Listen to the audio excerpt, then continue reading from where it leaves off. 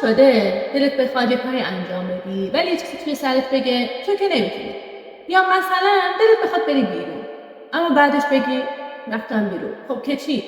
یا مثلا پشت ویترین مغازه یه چیزی رو میبینی و ازش خوشت میاد ولی حتی روت نمیشه بری قیمتش رو بپرسی یا حتی غروبش کنی.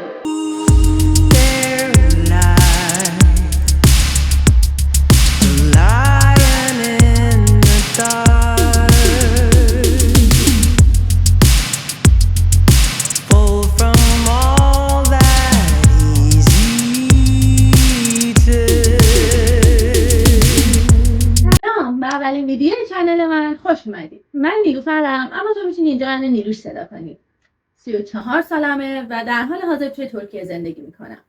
این داستان از زمان بچگی من شروع شد. توی دانشگاه رفتنم شدت گرفت تا الان که به خود گفتنی توی خونه لپتاپ نشین شدم. همش پای سیستمم و از خونه بیرون نمیرم. حالا چه داستانی الان بهت میگم. من تو بچگی یه دختر لوس و لجدرار بودم. بیادب نبودم و هیچ وقت بیادبی نمیکردم، ولی خیلی حرص درار بودم. الان که خودم مثلا بعضی وقتا به بچگیم فکر میکنم واقعا از خودم عصبی میشم. حالا میگی چیکار میکردی مگه؟ الان مثلا یکی از داستاناشو تعریف میکنم. من یه خواهر دارم که 7 سال ازم بزرگتره. اسمش غزاله. اون موقع‌ها کنار خونه‌مون یه دونه پارک کوچیک بود که عصر به عصر همه بچه‌های محل جمع می‌شدن توی اون پارک و بازی می‌کردن. همه اجازه داشتن که تا 9 شب بازی کنن و 9 شب همه برگردن خونه‌هاشون. منم این وسط مجوز خواهر بزرگم بودم. مثلا خواهرم دبیرستانی بود. اول دبیرستانی نبود و من 7 سال ازش کوچیک‌تر بودم. آقا ما میرفتیم پارک با هم و اونجا خب بچه‌ای که بزرگتر بودن مثل خواهر من دبیرستانی نبودن با هم دیگه بدمینتون، والیبال، دختر پسر بازی می‌کردن. ولی خب دور از چشم خانواده ها نباید میفهمیدن. مثل الان نبود واقعا که راحت باشن. اون موقع ها واقعیلا میشد. و حالا من چیکار میکردم این وسط که میگم حرص درار بودم. ساعت 8 شب که مثلا میشد، 7 شب 8 شب که میشد، گفتم من میخوام برم خونه. خواهرم میگفت بابا داریم بازی میکنیم، یکم وایسا بعد با هم میریم و اینا. میگفتم نه تو نمیای من میرم. خب من اگه میرفتم خونه بهم میگفتن غزال چرا نیومده. یعنی اگه با هم از در خونه رفتیم بیرون باید با هم برمیگشتیم خونه. اصلا امکان نداره. یعنی حتی ما بزرگم که شدیم امکان نداشت وقتی دو تایمون با هم از خونه میریم بیرون دو تایمون با هم برنگردیم. به همین خاطر خواهرم عصبی میشد. خب بیچاره دلش میخواست بازی کنه، از این برم من لج که میخوام برم خونه. دیگه آخر سر یه رشته بستنی میگرفتم و وای میسادم تا 9 شب که مثلا اینا بازیشون تموم شه و همه برن خونه هاشون. لجدرا نبودم خداییش، بودم دیگه. خلاصه تو بچگی که انقدر لوس و تیتیش بودم که از بچگی مامان بابام بهم میگفتن نیلوفر پرنسسه. نیلوفر نمیتونه تنها یه کاری رو انجام بده. نیلوفر نباید ناراحت بشه. نیلوفر نباید قصه بخوره. و این حرفها از بچگی توی ذهن من ثبت شد تا سال کنکور شد. کنکور دادم و 2 تا دانشگاه قبول شدم. یه دونه سراسری قزوین، یه دونه هم سرمای ورامین. ولی خب نیلوفر که نمیتونه تنها زندگی کنه، اونم توی شهر دیگه، پس اجازه ندادن برم دانشگاه سراسری قزوین و مجبور شدم ساعت 4 صبح هر روز بیدار شم، برم ترمینال اتوبوس ورامین تا اینکه به کلاس 7 صبح مثلا برسم. و وقتی هم که برمیگشتم ساعت 9 و 10 شب بود. و چرخ روزگار گشت تا اینکه خواهر کوچیکم، من خواهر کوچیکترم دارم، اسمش نگینه، 5 سال ازم کوچیک‌تره. اون هم زد و دانشگاه قزوین قبول شد، با این تفاوت که غیر انتفاعی قزوین قبول شد. من سراسری قزوین قبول شدم و اصلا هیچ کس مخالفتی نکرد با رفتنش. خیلی راحت همه کارش انجام شد و رفت قزوین.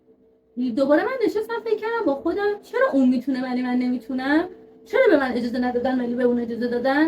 و اینو بهتون بگم که وقتی اعتراض کردم که چرا من نذاشتین برم و اینو گذاشتین بره، به من گفتن که تو دانشگاه قزوین قبول نشدی. من خیلی حرص خوردم. شاید باورتون نشه اصلا یادشون رفته بود که من دانشگاه قبول شدم سراسری. اونم اگه قبول میشدی ما میذاشتیم بری. و چیکار کردم؟ رفتم توی سازمان سنجش. خب هنوز چند سال ازش گذشته بود، خیلی نبود. رفتم تو سازمان سنجش و همه چیزامو داشتم. دوباره زدم و قبولیمو آوردم نشون دادم. گفتم ببینید که بعد دیگه نتونستن هیچی بگن و گفتن اوکی خب تو نمیتونستی تنها زندگی کنی ولی نگین از پس خودش برمیاد، تو از پس خودت برنمیای. هیچی دیگه نگفتم، ساکت شدم، هیچی نگفتم. ولی تمام اینا توی ذهنم موند. گذشت و کم کم وارد جامعه شدم. سر کار رفتم، دانشگاه رفتم. زمانی بود که گشت ارشاد تازه اومده بود و خیلی زیاد بود. اولین باری که گشت ارشاد منو گرفت هیچ وقت یادم نمیره. فقط 16 سالم بود. یه بچه 16 ساله. چی تنم بود؟ یه دونه مانتو تا زیر زانو، به خدا تا اینجای زانو بود، جلو بسته، جنسش هم مخمل بود، یه دونه شال سبز با یه دونه کفش پاشنه بلند. تنها چیزی که میتونم بگم شاید ایراد داشت از وجود من این بود که من موهام بلند بود، تا زیر واسه‌ام مو داشتم. این زیر شال جمع نمیشد همش. واقعا سنگین میشد من همه رو بخوام جمع بکنم زیر شال. و این موها باز بود، همین، یعنی موها معلوم بود. آقا منو گرفتن و سوار من کردن. خیلی ترسیده بودم، یه بچه کوچیک بودم دیگه. منو سوار من کردن و شروع کردن هر چیز درنشون در اومده به من گفتن. خیلی چرت و پرت بهم گفتن که اصلا نمیخوام وارد این مسائل بشم. از اونجا این گرفتنهای من شروع شد. دیگه براتون بگم، من دیگه دانشگاه که رفتم، سر کار رفتم، هر روزی که من از خونه بیرون می اومدم مامانم میدونست که اون روز باید بیاد در کلانتری دنبال من. به خدا اغراق نمیکنم، یعنی دلم میخواد خود مامانم بیاد بشینه واسهتون تک به تکشون رو تعریف کنه. ببینید من همینم، یعنی ظاهر و باطنم یکیه. من همین شکلی دختر ساده مظلوم تو سری خور که اصلا من نمیدونم، اصلا انگار اینا کاری به لباس آدم نداشتن، کار به این داشتن که کی حرف نمیزنه تو سری خور اونو میگرفتن. جدی دارم میگم، به خاطر اینکه هر دفعه که منو گرفتن، خدا شاهده، هر دفعه که منو گرفتن من لباسام بلند تا زیر زانو، جلو بسته، یا اگه دکمه داشته دکمه اداری، هیچ وقت مانتوی جلو باز فلان اینجوری نپوشیدم، هیچ وقت آرایش آنچنانی نکردم. یعنی واقعا دارم میگم هر دفعه با این لباسا منو گرفتن. انقدر منو گرفتن که دیگه من از بیرون رفتن میترسیدم. دیگه واقعا میترسیدم پامو بذارم بیرون از خونه. تا اینکه آخرین باری که منو گرفتن، من داشتم از دانشگاه میومدم برم سر کار. ببین دارم میگم از دانشگاه، یعنی با مقنعه مانتوی اداری دانشجویی تا زیر زانو دکمه دار، من از مترو انقلاب اومدم بیرون، دست منو گرفت سوار من کرد. خب آخه پدر بیامرزی، لباس من چه مشکلی داره که تو منو داری میگیری میبری؟ هیچی. منو بردن کجا؟ میدون انقلاب بود دیگه. بردن حوزه مقاومت میدون هر. بماند که چه چیزهایی اونجا اتفاق افتاد، چه حرفهایی زده شد، چه چیزهایی شد، چه دعواهایی شد که حالا اگر دوست داشتین شاید بعدا واسهتون تعریف بکنم، ولی الان نمیخوام سرتون رو درد بیارم. بعد از اون مامانم اومد خونه و به بابام گفتش که واسه این دختر باید ماشین بخریم، اینجوری فایده نداره، هر دفعه که بره بیرون اینجوری قراره این اتفاقات بیفته، بگیرنش و داستان بشه برش و خدای نکرده یه اتفاق میفته واسش. اینا اومدن برای من ماشین گرفتن. با ماشین خب خیلی راحت تر بود، میرفتم میومدم، ولی اون ترس تو وجودم بود. هر دفعه پلیس من میدیدم تن و بدنم شروع میکرد بلرزیدن. به خدا دارم میگم، الان که دارم میگم یادش میفتم واقعا داره گریه‌ام میگیره. تن بدنم شروع میکرد بلرزیدن وقتی پلیس میدیدم و اصلا میترسیدم. حالا داستانای این ور دوباره با ماشینم داشتم، فکر نکنید نداشتم. با ماشینم مثلا روز تولدم بود، یکی از نمونه‌هاش، بیرون بودم با نگینمون، اومدیم بریم خونه، از کوچه پایینی خونمون اینجوری اومدم برم کوچه یه طرف بود، من داشتم درست میرفتم، یه مرد خلاف من اومد تو کوچه. این خلاف من اومد تو کوچه و قلدر بازی واسه من که برو کنار. گفتم تو داری خلاف میای، حق من این کوچه رو رد بشم، تو باید بری کنار وایسی. یه ماشین دیگه هم از پشت سر اون خلاف اومد، برگشت به این جلویی، گفت آقا راست میگه، ما داریم خلاف میایم، ماشین رو بزن کنار خانم رد بشه. گفت نه من نمیرم. منم لج کردم، گفتم نمیری، منم نمیرم. دستیو کشیدم وایسادم وسط کوچه. حالا زنگ دارم میزنم به پلیس. آقا پلیس کارش اینه دیگه که بیاد این مشکلات رو حل بکنه، بیاد امنیت ایجاد کنه. من دارم زنگ میزنم به پلیس. نه ببخشید، اینجا به پلیس زنگ نزدم. چی شد؟ همینجوری من وایسادم، اون وایسادم. بعد این کوچه‌ای که میگم دقیقاً همون پارک بچگیامون بود.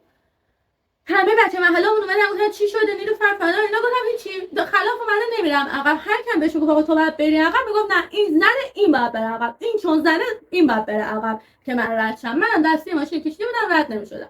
حالا فکر کن تولدم بود، یک عالمه مهمون قرار بود بیاد خونم، من وایسادم وسط کوچه با این یارو بحث میکنم. آخرش نگی گفت ولش کن بابا، روز تولدت اعصابتو خورد نکن، بکش کنار، روز بره. این همه توی مملکت حق خوردن، اینم روش، ولش. گفتم باشه. اومدم ماشین اینجوری و دندقه اومدم ماشین گذاشتم کنار که یارو بیاد رد بشه. عوضی فرمونو گرفت رو ماشین من، از اول تا آخر ماشین من خط انداخت و گیر کرد به سپر عقب ماشین من.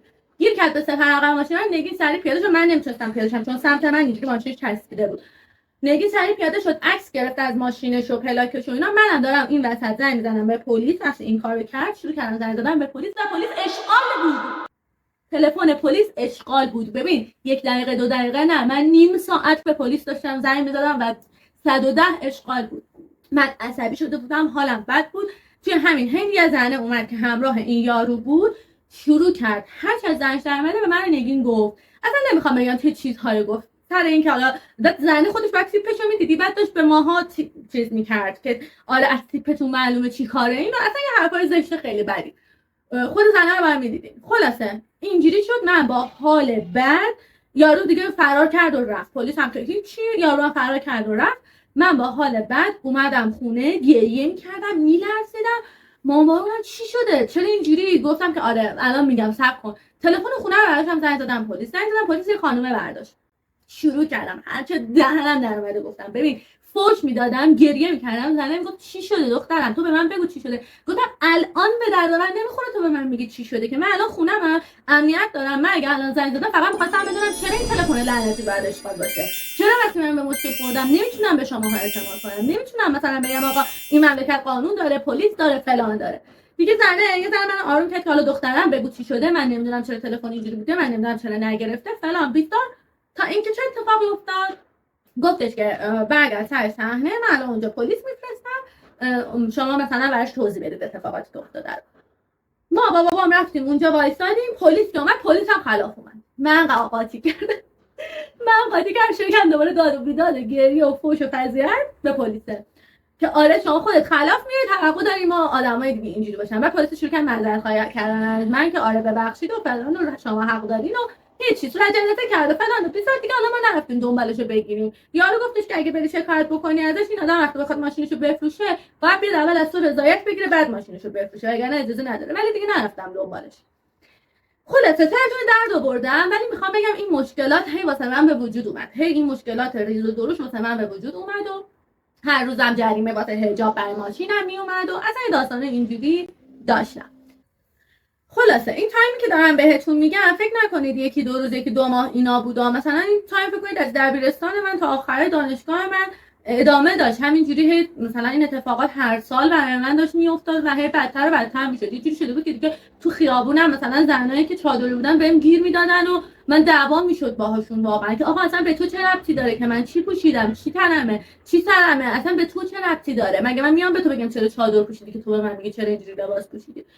خونمون فکر نکنید جای مثلا مذهبی یا چیزی بود. ما امیرآباد تهران میشستیم، نمیدونم حالا بدونید امیرآباد یا نه، سمت گیشا میشد. ما اونجا بودیم و اصلا این شکلی بود که همه راحت بودن، همه آزاد بودن، همه خانواده‌های قدیمی تو محل بودن که مثلا به قول گفتنی با اصل و نسب بودن و اصلا این چیزا نبود. من نمیدونم چرا این اتفاقا همش برای من میافتاد. خلاصه سرتون رو درد نیارم. این اتفاقا هم به این که نیلوفر نمیتونه اضافه شد و باعث شد که من کمتر از خونه بیرون برم. هی کمتر تا اینکه واقعا دیگه به زور میرفتم بیرون. مثلا خواهرم میومد تو خدا ببریم بیرون، دوستان میومدن پاشو بریم بیرون فلانی، نه مثلا دیگه خیلی به زور میرفتم از خونه بیرون. حتی یه بار تولدم می‌خواستن سورپرایزم کنن، بیچاره‌ها نمیدونستن چجوری من از خونه بکشم بیرون. هیچ وقت یادم نمیره، شاید یه روز داستانشو براتون تعریف کردم. و بعدش هم کرونا شد و همه خونه نشین شدن و این باعث شد که من از اون چیزی که بودم بدتر بشم و دیگه تو خونه بیرون نرم. حتی واسه یه دونه کافی شاپ هم نرم بیرون، حتی واسه یه دونه چه می‌دونم سینما هم نرم بیرون. و آخرای کرونا بود که یه روز دیدم نمیتونم اینجوری زندگی بکنم. اومدم نشستم به مامان بابام گفتم که من میخوام از ایران برم.